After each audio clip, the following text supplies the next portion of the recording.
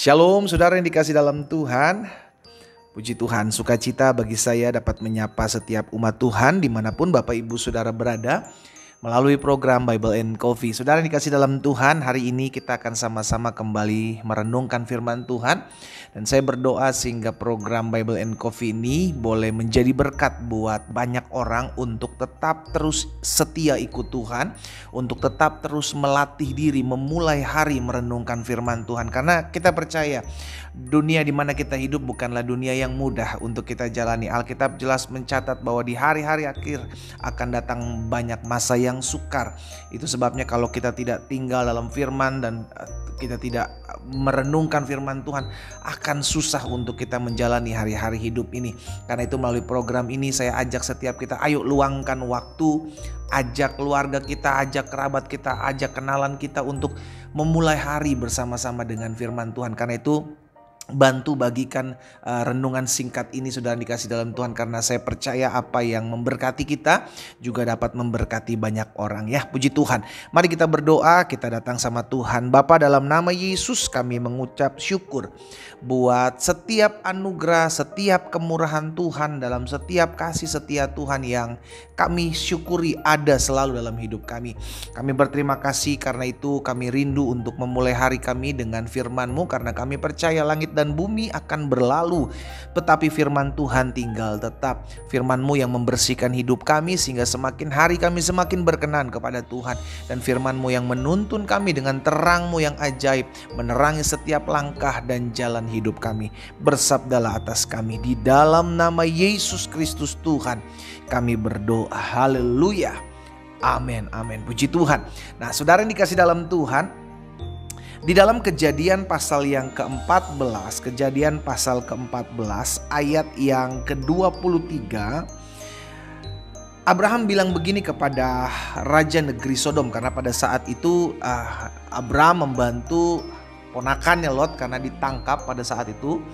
Dan juga akhirnya turut membantu Raja Negeri Sodom karena Lot pada saat itu tinggal di Sodom. Saudara dikasih dalam Tuhan, dan akhirnya Raja Negeri Sodom ini memberikan harta bendanya, memberikan barang-barangnya kepada Abraham. Apa yang dikatakan Abraham? Coba saudara kita lihat sama-sama dalam Kejadian 14 ayat 23. Aku tidak akan mengambil apa-apa dari kepunyaanmu itu, sepotong benang atau tali kasut pun tidak, supaya engkau jangan dapat berkata, aku telah membuat Abraham menjadi kaya. Saudara yang dikasih dalam Tuhan, ada satu prinsip hidup yang dimiliki oleh hamba Tuhan yang dahsyat luar biasa ini, bapak orang beriman, yaitu Abraham, yaitu tidak menyusahkan orang lain, tidak merugikan orang lain. Nah ini juga yang harus kita miliki dalam kehidupan kita, karena hukumnya jelas. Kalau kita nggak mau dirugikan, maka jangan merugikan orang lain. Kalau kita mau merugikan orang lain, maka siap-siaplah engkau menerima hidupmu akan dirugikan. Itu udah hukumnya. Saudara dikasih dalam Tuhan, apa yang kau tabur, apa yang kau lakukan, itu akan kembali kepadamu. Nah itu sebabnya Abraham mengajarkan kepada setiap kita tentang langkah ini. Langkah di mana ayo jangan sekali-kali dalam hidup kita itu, dalam hal sekecil apapun, merugikan hidup orang lain. Sama-sama yuk bilang sama saya gak boleh ngerugiin hidup orang lain. Taruh tangan kanan kita di dada, sama-sama bilang sama saya gak boleh ngerugiin hidup orang lain. Sekalipun dia saudaramu, mungkin dia adikmu, mungkin dia kakakmu, mungkin dia orang tuamu, mungkin dia anak-anakmu, mungkin dia kerabat dekatmu. Jangan mengambil keuntungan dari sesamamu. Ya, saudara yang dikasih dalam Tuhan, kita tahu kisah ini bersama karena Abraham memang memiliki segala sesuatunya. Dan Abraham gak mau sampai kalau ada orang bilang bahwa oh kamu ya saya memberkati kamu sampai akhirnya kamu kaya. Abraham gak mau itu. Karena Abraham mengerti betul bahwa Tuhan yang memelihara kehidupannya ketika dia keluar dari Ur Kasdim pada saat itu. Nah saudara yang dikasih dalam Tuhan, dari hal ini kita diingatkan. Dimanapun Tuhan tempatkan saudara dan saya, kemanapun kita pergi melangkah, miliki prinsip hidup ini. Jangan merugikan orang lain. Sedapat mungkin lakukan apa yang menjadi berkat buat orang lain. Saya ulangi sekali lagi. Jangan pernah merugikan orang lain. Sedapat mungkin lakukan apa yang justru menjadi berkat buat orang lain. Amin. Karena kita pun gak mau dirugikan. Dan kita pun rindu agar hidup kita mengalami pertolongan orang lain. Hal yang sama dilakukan juga saudara yang dikasih dalam Tuhan ketika Sarah meninggal dunia. Sarah meninggal dunia. Memang karakternya Abraham seperti itu. Sehingga ketika ada seorang Efron ini memberikan lahannya, memberikan goanya, saudara Mapela ini tidak dibiarkan sama Abraham untuk si Efron ini memberikan free. Cuma-cuma Abraham mau bayarin justru. Gitu loh. Abraham justru mau membayari. Abraham gak mau merugikan orang lain. Sekalipun Abraham pada saat itu dia habis memenangkan banyak diberkati. Dia juga dipakai Tuhan dahsyat untuk memenangkan peperangan demi peperangan. Abraham naik namanya, besar namanya. Banyak orang sungkan, banyak orang segan. Pada saat itu sudah dikasih dalam Tuhan. Dan Abraham tidak mau mengambil keuntungan itu. Sehingga akhirnya ketika Sarah mati pun Abraham tetap mau bayar. Goa yang dimiliki oleh Efron ini untuk dibeli ladangnya untuk istrinya mati di sana. Jadi sudah dikasih dalam Tuhan memang bukan cuman sekedar gaya-gayaan, memang gaya hidupnya Abraham seperti itu, tidak mau merugikan orang lain.